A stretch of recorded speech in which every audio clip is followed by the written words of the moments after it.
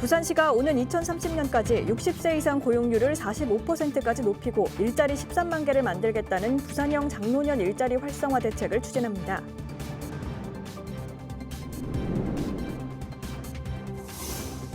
무르익어가는 가을, 부산 승악산 억새군락지가 은빛 물결로 장관을 이루며 자연이 선사하는 가을 풍경을 전하고 있습니다.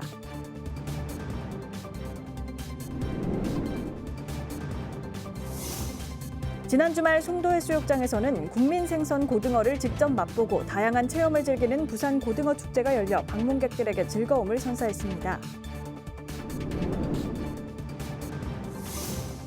부산교육청의 공문에서 초보자를 어린이에 빗댄 신조어가 사용돼 문제가 제기됐습니다.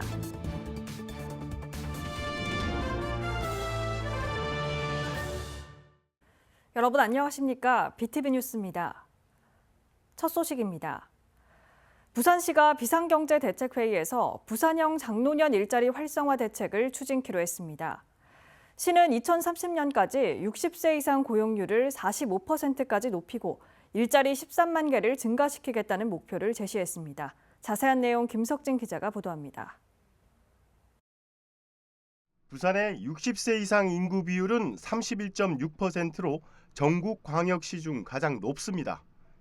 65세 이상 인구 비율도 23%를 넘어 이미 초고령 사회로 진입했습니다. 저출산 초고령화에 인구 유출까지 삼중고를 겪고 있는 부산. 부산 경제에서도 장노년이 차지하는 비중이 높을 수밖에 없습니다. 하지만 일자리는 현저히 부족한 상태. 시가 대책 마련에 나섰습니다.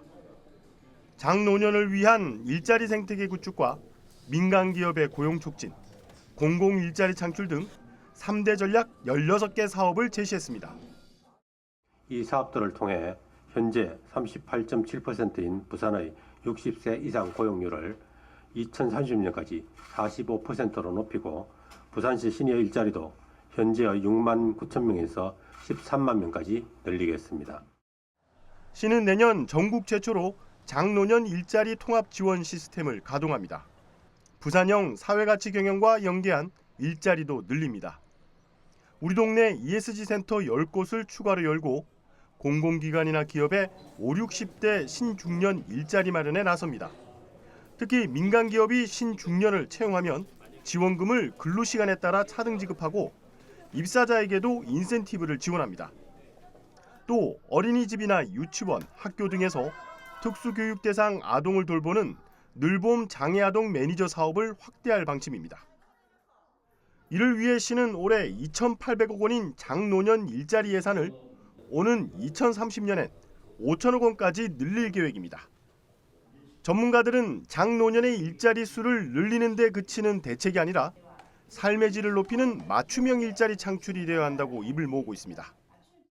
솔직히 중장년이 갈 수 있는, 신으로 갈 수 있는 일자리가 굉장히 열악합니다. 좋은 일자리는 없거든요. 근데 그분들이 이 일자리에 대해서 정확한 정보 없이, 그러니까 앞으로 5년, 10년 경력을 쌓아갈 수 있는 일이라는 걸 모르고 그냥 단순히 근무 강도가 높다, 업무 환경이 열악하다라고 해서 선뜻 입지를 못하십니다. 근데 그런 분들한테 선생님이 일자리가 그런 부분도 있지만 선생님이 지금 입직을 하시게 되면 앞으로 70까지 할 수 있습니다 라고 이야기할 수 있는 전문가가 굉장히 필요합니다. 그래서 이렇게 구직자들한테는 그런 정확한 정보를 전달하고 기업에게는 이들을 채용할 수 있는, 의사가 있는 기업에게는 이들을 채용할 수 있도록 맞춤형 어떤 정책이 지원된다면 그 미스매칭을 줄이지 않을까. BTV 뉴스 김석진입니다. 가을 산을 은빛으로 물들인 억새의 향연, 부산 승악산 억새군락지를 일컫는 말인데요. 바다와 함께 즐길 수 있어 가을 최고의 명소로 손꼽히고 있습니다. 박철우 기자가 다녀왔습니다.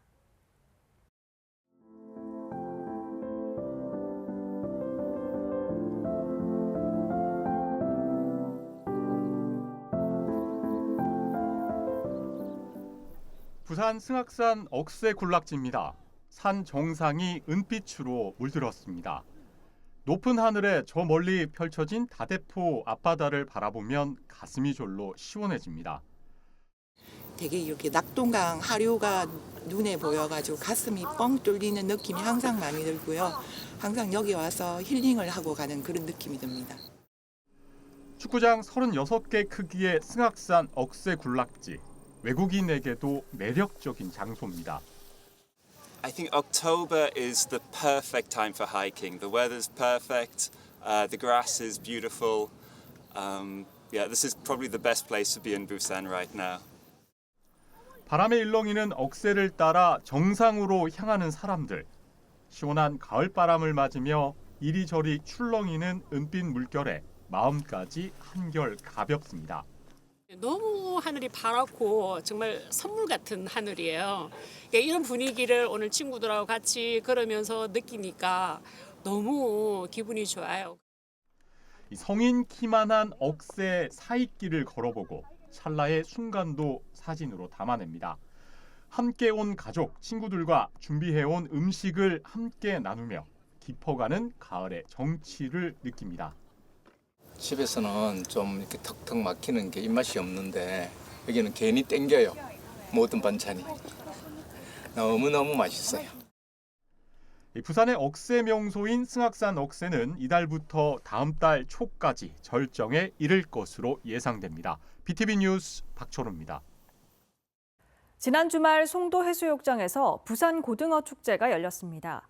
국민 생선 고등어를 직접 맛보고 다양한 체험을 즐기는 자리였습니다. 우리나라 대표 수산물 축제 부산 고등어 축제에 장동환 기자가 다녀왔습니다. 쏜살같이 헤엄치는 고등어. 아이들 손을 요리조리 빠져나가다 한순간에 낚아채입니다. 잡은 고등어는 바로 화덕으로 향합니다.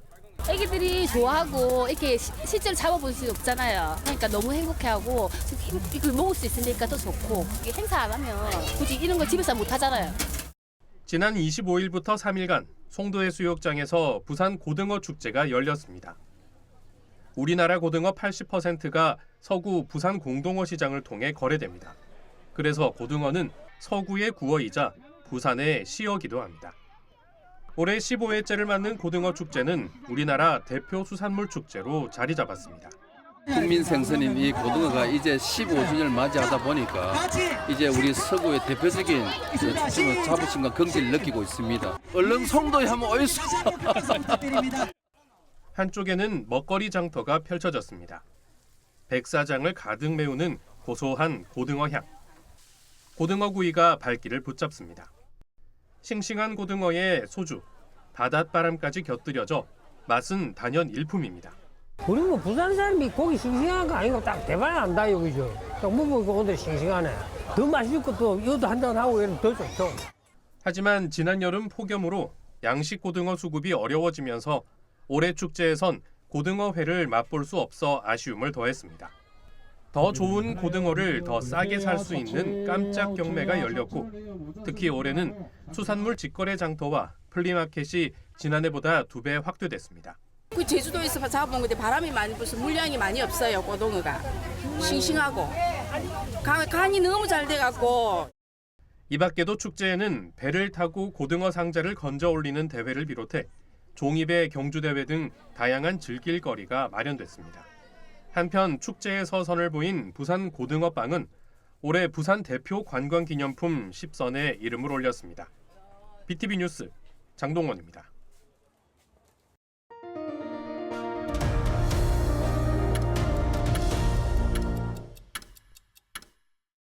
국가인권위원회는 초보자를 지칭할 때 쓰이는 무슨 리니식의 표현이 아동에 대한 부정적 고정관념을 조장한다는 의견을 밝혔는데요. 그런데 어린이를 보호하고 지도해야 할 부산교육청의 공문에서 이러한 표현이 사용돼 문제가 제기됐습니다. 박재한 기자입니다. 지난 21일 부산시 교육청이 교직원 테니스 대회 개최를 알리며 학교 등에 보낸 공문입니다. 경기 종목에 테린이라는 표현이 명시돼 있습니다. 초보자를 어린이에 빗댄 신조어입니다.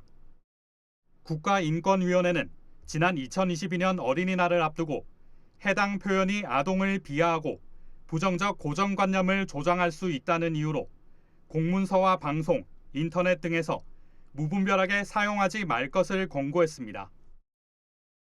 어린이라면 이게 무조건 다 잘 못한다라는 인식이 저변에 깔려 있는 것이기 때문인데 우리는 어린이를 성장시키는 교육자이고 그리고 어린이들이 다 잘 못하지도 않습니다. 아마 어떤 어린이는 교사들보다 훨씬 더 테니스를 잘하는 어린이도 있을 것이고 더 뛰어난 두각을 보이는 어린이도 있는데 어린이에게 이러한 좀 부정적인 인식을 주는 단어를 교육청에서 사용한다라는 것에 이러한 인식을 하지도 못하고 있었다라는 것에 참 유감스럽습니다.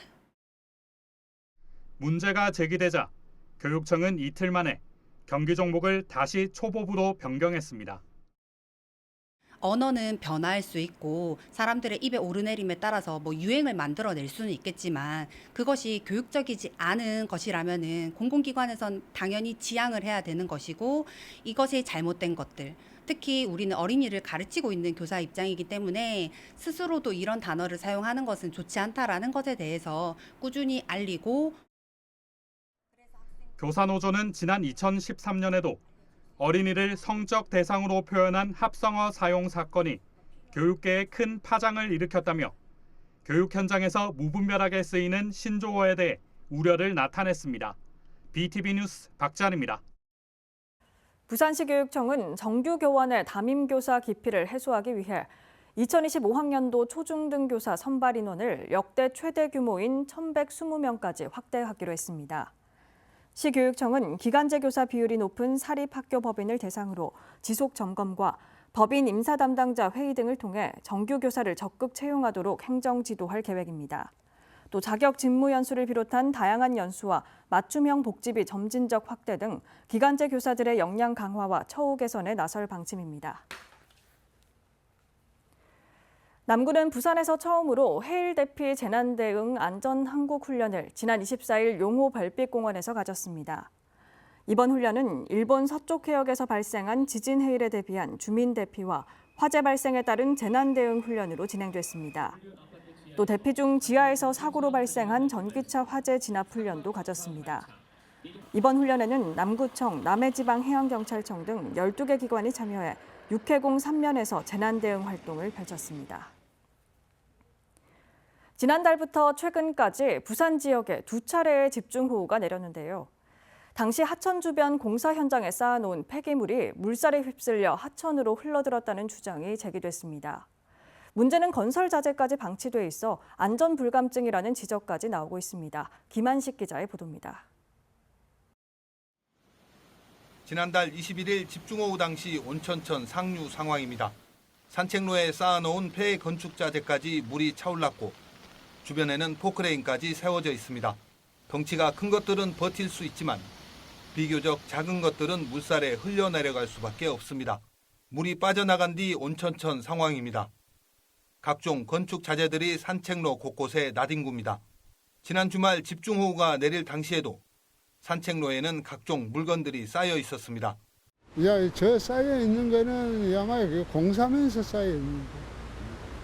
그 전에 공사하기 전에는 쌓여 있거나 그런 거는 없어요.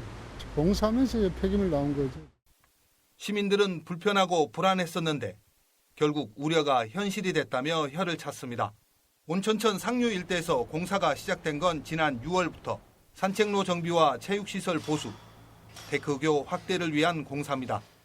공사 시작 이후 부산 지역에 최소 2차례 이상 집중호우가 내렸는데 건축 폐기물을 치우지 않아 일부가 하천으로 흘러들었다는 주장이 나온 겁니다.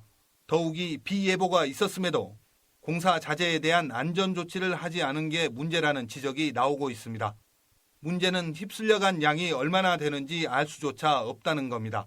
건축 자재 및 대량의 폐기물이 하천으로 흘러들어감으로써 유수의 흐름을 방해하고 하루에 대량의 침전물이 쌓이는 일에 일조하는 상황이 되었습니다. 하천 정비한다고 세금 사용하고 관리 부실로 인해 준설 작업에 세금이 들어가는 등 해당 지자체는 1일 단위로 폐기물을 방출해 임시 야적장에 보관한 뒤 처리하도록 하는 등 안전 관리를 강화했다고 밝혔습니다.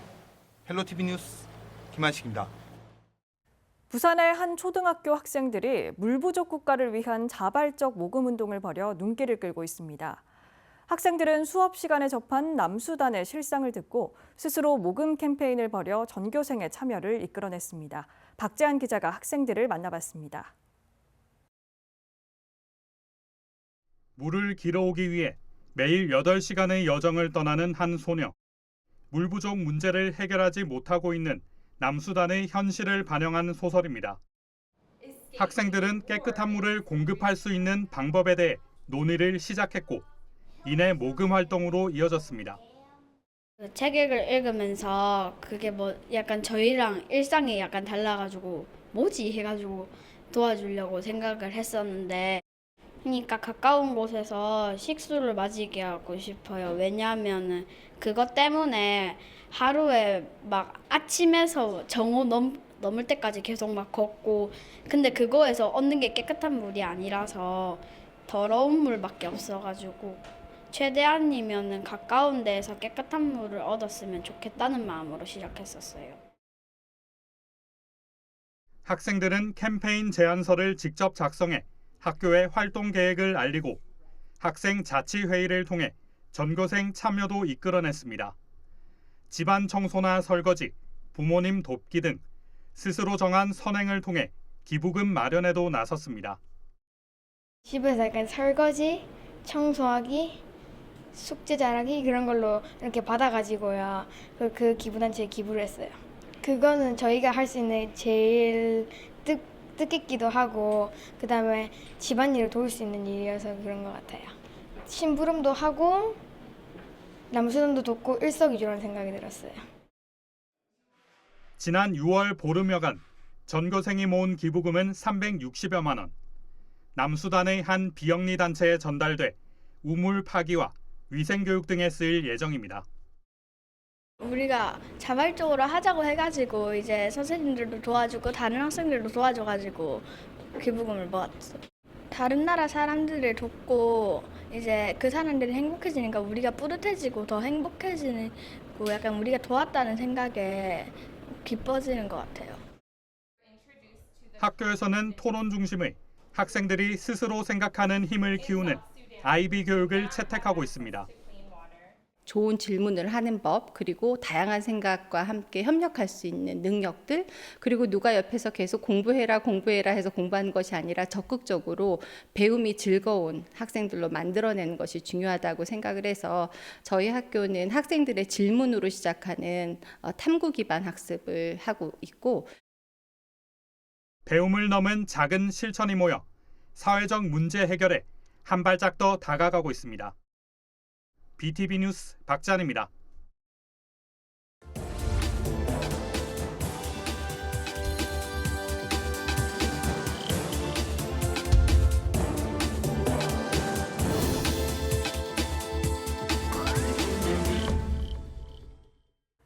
케이블 TV 공동기획 지역을 살려라 순서입니다. 수도권으로 떠나는 인구를 잡기 위해 지자체마다 파격적인 주거 정책을 내놓고 있는데요.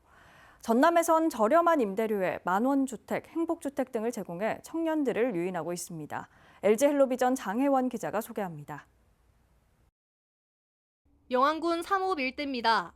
이곳에 공공임대 아파트가 들어서면서 입주민들이 아파트에 입주했습니다. 입주민들은 저렴한 가격으로 새 집에 입주해 경제적 부담을 덜었다고 말합니다. 며칠 살아보니 너무나 좋은 것 같습니다. 그리고 저와 같은 청년들이 앞으로 여기에 자리 잡을 수 있게 이러한 정책들이 많이 생겨났으면 좋겠습니다. 영암에서는 최근 청년들을 붙잡기 위해 공공임대주택을 시행하고 있는 상황.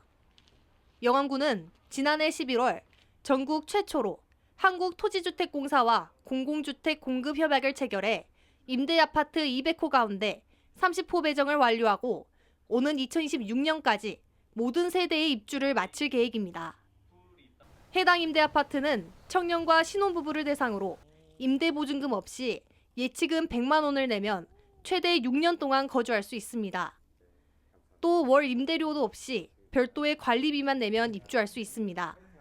우리 지역의 청년들과 신혼부부들에게 정주 여건을 마련해 주기 위해서 LH와 협업을 했습니다. LH에서 리모델링을 하고 우리 군에서 무료로 지급하는, 그래서 우리 청년들이 영암에서 정주하기 좋은 여건을 만들기 위해서. 전남 지자체에서는 인구 유입을 위해 다양한 주거 정책을 시행하고 있습니다. 고령자의 편의를 위한 공공실버 복지주택, 직장과 주거지가 가까운 행복주택, 월 10,000원의 공동주택을 임대하는 만원주택 등을 추진하고 있습니다. 지역마다 입주 비용은 다르지만 평균 9만 원 안팎의 임대료만 내면 살 수 있다는 게 장점입니다.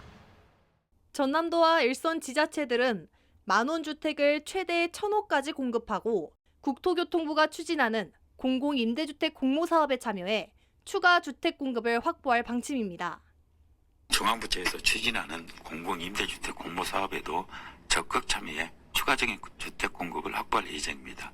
이를 통해 전남은 청년층 유입과 인구 유출을 방지를 위한 정책적 기반을 강화하며 최근 강진구는 농촌 빈집을 수리해 주택을 제공하는 사업을 시행하면서 전국 지자체 20여 곳의 벤치마킹이 이어지고 있습니다.